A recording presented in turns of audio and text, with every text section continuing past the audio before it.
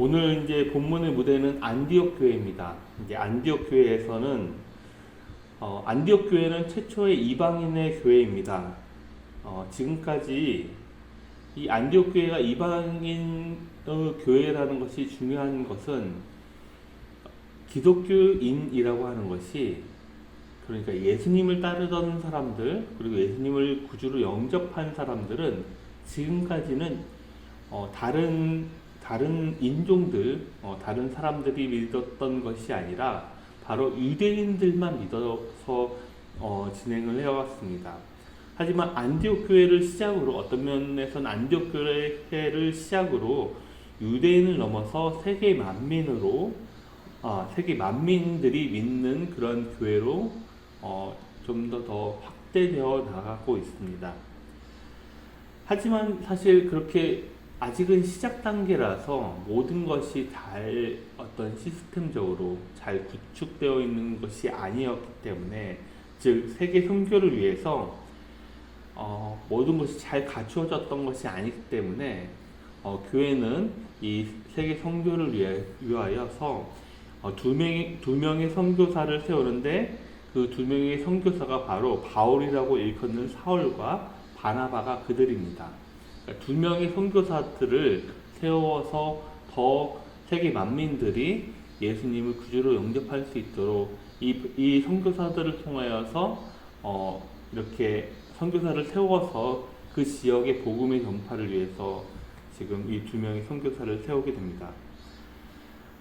근데 여기서 중요한 대목이 있습니다. 이 중요한 대목은 우리가 교회 일을 할 때 어떻게 해야 된다는 것을 잘 알려주고 있습니다. 그것은 바로 성령께서 지시를 하고 계신다라고 하는 점입니다.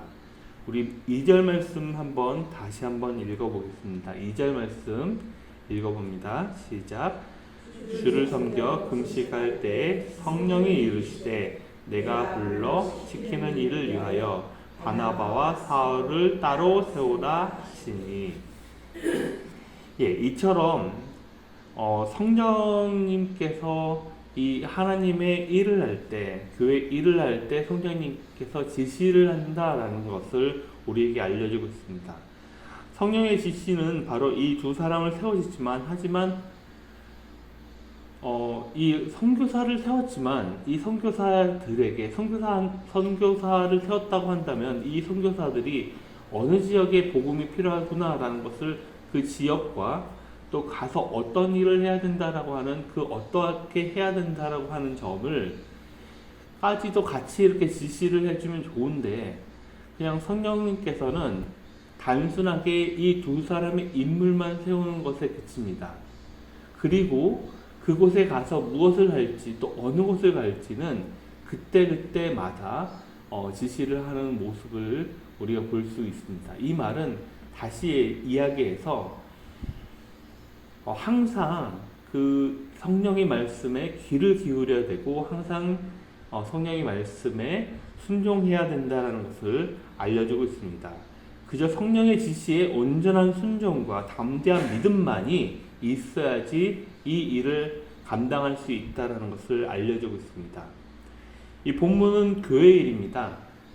교회 일, 그러니까 선교사를 세우는 그러한 이 교회 역시도 어떤 사람을 세운다라고 하는 것도 마찬가지로 즉 사람을 세우는 일이지만은 하지만 예수를 구주로 영접한 우리에게는 이처럼 이 교회 일도 마찬가지고 우리 역시도 마찬가지고 성령님께서 지시하심이 꼭 필요하다라고 하는 것을 알려주고 있습니다.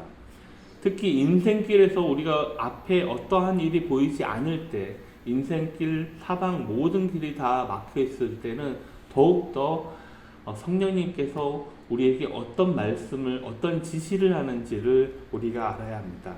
그때는 정말로 전적으로 하나님께 의지하면서 하나님께서 어떤 말씀을 하시는지 귀를 기울여야 할 그런 단계입니다.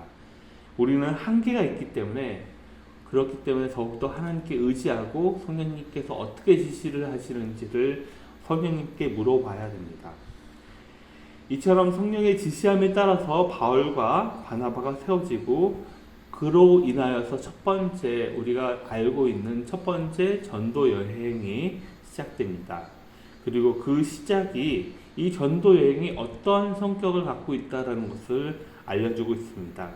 이 전도 여행이 그러니까 바나바와 바울이 시작했던 그리고 이 안디옥 교회를 시작으로 해가지고 더욱더 고린도 교회 더 끝까지 갔을 때는 로마 교회까지 전부 다 이 복음의 전파가 이루어졌을 때 이 여행 자체가 이 선교사들을 보내가지고 그것이 복음의 물결이 넘쳐났을 때 그 여행 자체가 어떤 성격을 갖고 있는지 오늘 말씀에서 이제 4절 말씀 한번 보겠습니다. 4절 말씀을 우리 다시 한번 읽어봅니다.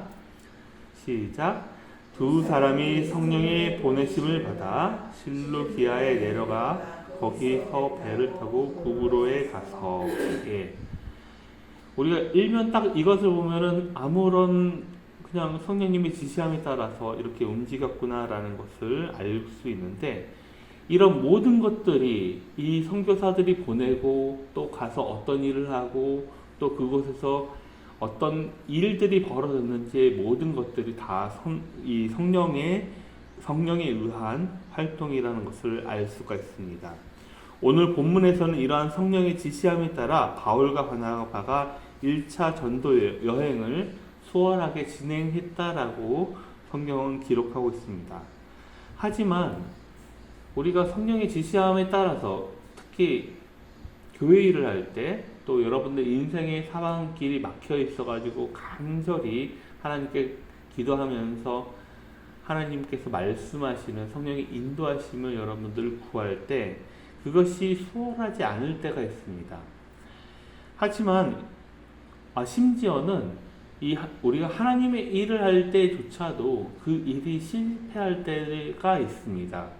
여러분들 인생의 앞길이 막혔을 때도 그때 역시도 실패할 때가 있는데 그때는 어느 신학자의 말처럼 우리가 실패와 혹은 실수를 그 실수가 바로 하나님께서 위로하시는 그러한 선물이라고 표현을 하는데 그 말에 저는 전적으로 동의를 합니다. 우리가 실패할지라도 그것이 바로 하나님의 위로이고 우리가 실수할지라도 그것이 하나님의 위로입니다.